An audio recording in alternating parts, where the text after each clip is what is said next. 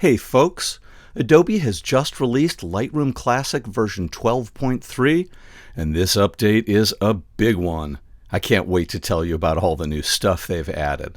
Let's jump right in with the biggest new feature, AI Denoise.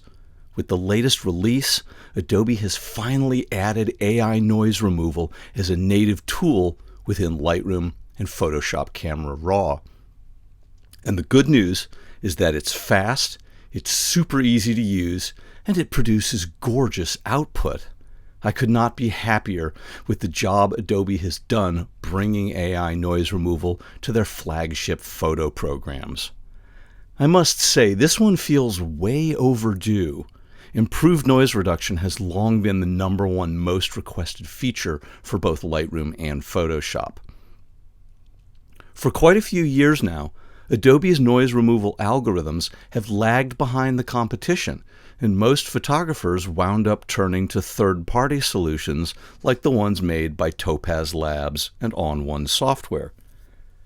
Given that Adobe has invested much more time and money into imaging AI than any of the smaller players, the absence of their own noise removal tool has been conspicuous indeed. The only thing I can figure is that they really wanted to wait until they got it just right. And boy, did they get it right. It couldn't be easier to use the new AI Denoise feature. In Lightroom's Develop module, if you scroll down to the Details pane, you'll notice it looks a bit different now. The sharpening controls are the same, but if you look at the noise removal section, there's now a button that says Denoise, and beneath the button it says, Reduce noise with AI, the result will be saved as a new DNG. And below that are the traditional manual noise removal controls that have always been part of Lightroom and Camera Raw if you prefer to use those instead. Click on that Denoise button to open the AI noise removal dialog, where you'll have a magnified preview of your image and a single slider you can use to adjust the amount of AI noise removal that will be applied to your file. One of my favorite parts of this tool is just how responsive it is. You can see your adjustments in real time as you move the slider up and down, applying more or less noise removal. I find this incredibly helpful when I'm trying to fine-tune the exact amount that I want. The slider goes from 0 to 100, and in the many tests I've done so far, it looks like the sweet spot seems to be somewhere between 60 and 75 for portraits. Anything higher than that, and skin starts looking plastic and fake.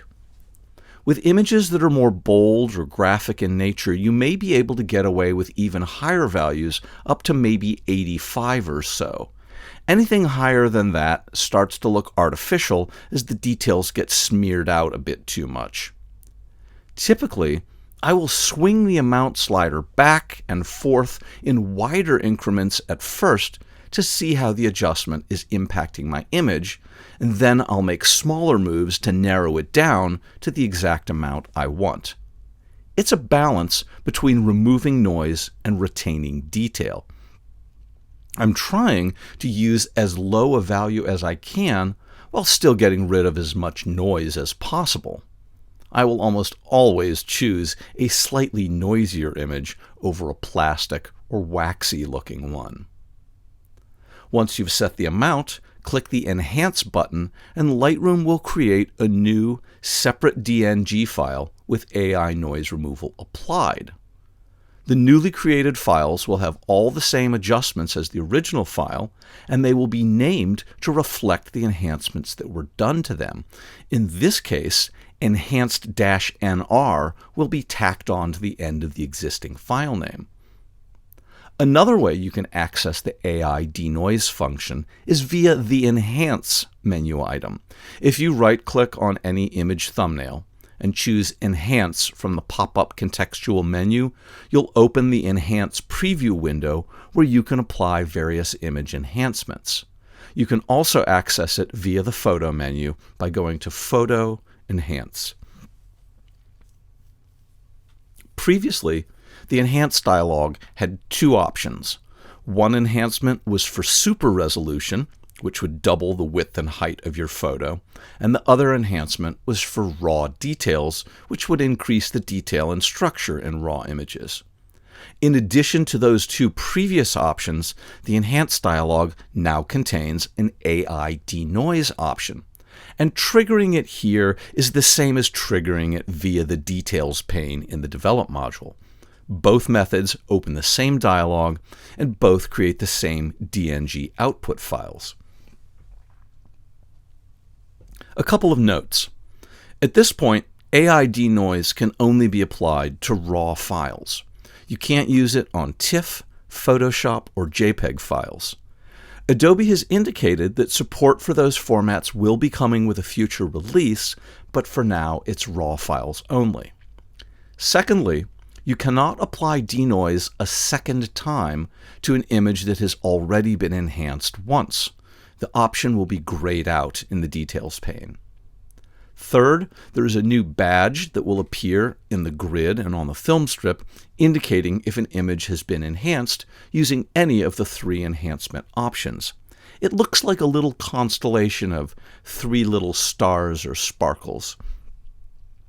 And finally, there's a new option in the file handling section of Lightroom Preferences to automatically add keywords to enhanced images when they are created. In the case of noise removal, the keyword denoise will be added to the images, and that denoise keyword will itself have an enhanced parent keyword. So, what do I think of the new AI Denoise function? Honestly, I think it's fantastic, and I'm sorry we had to wait so long for it to arrive, but it was well worth the wait. And since Adobe's offering will inevitably be compared to the two top AI noise removal plugins, Topaz Denoise AI and Topaz Photo AI, I have gone ahead and done a series of tests comparing Lightroom and the Topaz products so I could get some idea of the results they each produce. This is just my personal opinion, of course. Your mileage may vary. I'm just one person.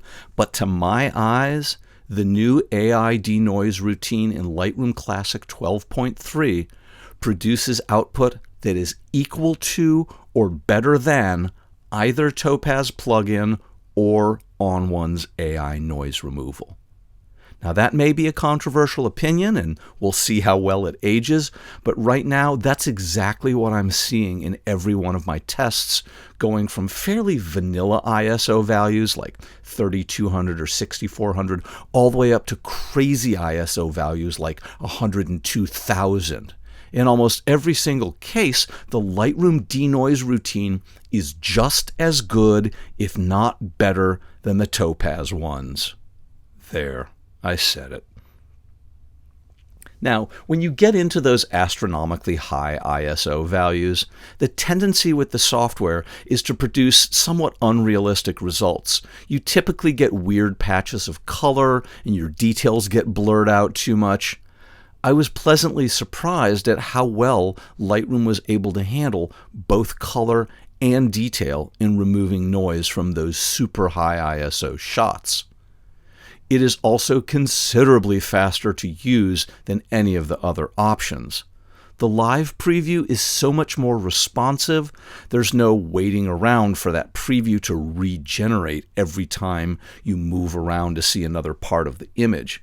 It happens almost instantaneously, and the time it takes to actually generate the new DNG file is noticeably shorter than either of the Topaz plugs. I also like the simplicity of the interface. It's basically a single volume knob. With the others, you have all sorts of different noise removal models to choose from and different options to configure for each model. This is much simpler. More noise removal or less noise removal, and you see the results in real time. So let's look at a few side-by-side examples of images processed with each program and how they compare to the original so you can see for yourselves. For our first comparison example, let's take a look at this nighttime parade photograph that was taken at something like ISO 12,800. Here's the original shot. And here you see it at 100%, where we can really see all of the noise that's present in this image.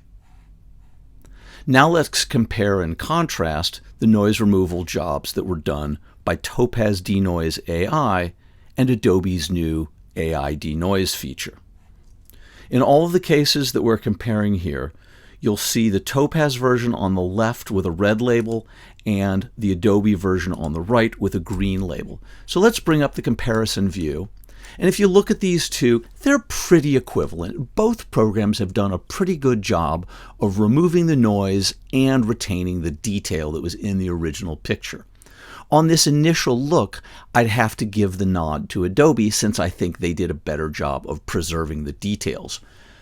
But I want to point out something to you. If we zoom into 200% and we come down and take a look at this little area on the right-hand side where all of these colorful little sparkles are, this is where you can really see the difference in the two programs. Adobe's denoise algorithm has done a much better job of preserving all of the little color details that were in the original photo, all of the little red and green, blue and purple sparkles that were here. In the Topaz version, most of that color has been lost, and we're left with a more average sort of golden look here, but not all those little points of color. Here's another example. This shot was taken at the maximum my camera would shoot, ISO 102,400, and it has all sorts of crazy noise throughout the image. Here's the Adobe noise removal version. Here's the Topaz version. And let's put the two of them up side by side so we can compare them more fairly. As is before, the Topaz version is on the left and the Adobe version is on the right. The first thing I want to point out to you is how each program has handled that thick piece of glass that was the divider in the foreground. In the Adobe version, the green edge of that glass has been retained even in the denoised version, but in the Topaz version, it has lost the green color that should be present in that edge. You'll notice also that the Adobe version is holding details better, and we're zoomed all the way into something like 200% here. If you look at the stage, you'll notice that the Adobe version has better details here. It's picked up the little lights at the edge of the stage, and it's got better detail overall. So better color and better detail, particularly in these high ISO images. Let's look at a couple of more examples. Here's an image. It has a fair amount of noise in it. This was taken at something like ISO 64,000. And let's look at that at just 100%. Here's the Topaz version, denoised, and here is the Adobe version, denoised. And at this magnification, they look pretty close to each other. It's hard to see the differences.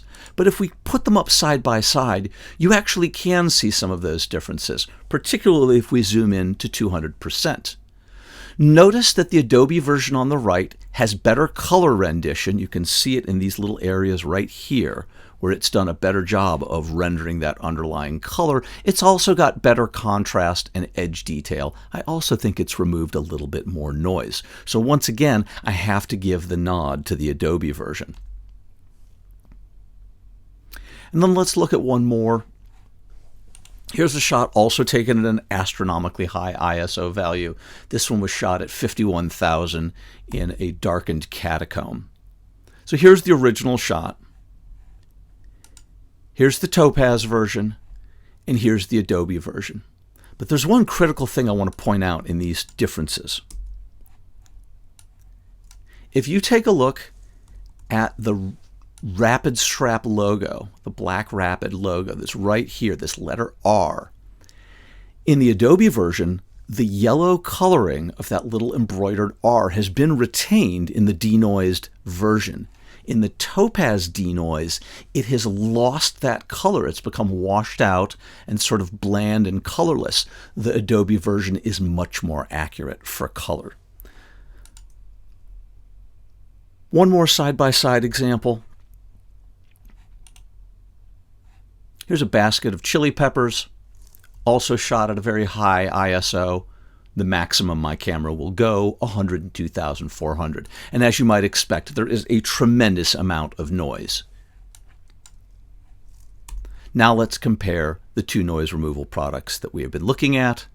We'll have Topaz Denoise or Photo AI on the left, and we'll have Adobe's noise removal on the right.